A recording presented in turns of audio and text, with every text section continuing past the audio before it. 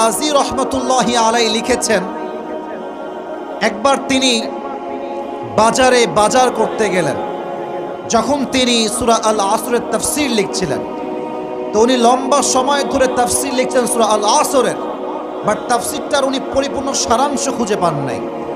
যখন তিনি বাজারে গেলেন, দেখলেন যে ছোট্ট একজন দোকানদার আইসক্রিম বিক্রি করছে, আইসক্রিম, আর বারবার সে বলছে, আমার পুঁজি গলে যাওয়ার আগে আমার আইসক্রিম তোমরা কিনে নাও। তার মানে হচ্ছে, এই মনে করেন এটা হচ্ছে একটা আইসক্রিম বরফ, এটা যদি গলে পানি হয়ে জমিনে পড়ে যায়, এটা কি আর কোনো কাস্টমার কিনতে চাইবে? তাফসীর মনে হয় বোঝেন না। কিনতে চাইবে? চাইবে না। উনি বললেন, এই তো আমি সূরা আল আসরের তাফসীর খুঁজে পেয়ে গিয়েছি। আমাদের জীবনটা হচ্ছে ইটস লাইক আইসক্রিম, বরফের মতো। সময় যাচ্ছে, ঘন্টা যাচ্ছে, দিন যাচ্ছে।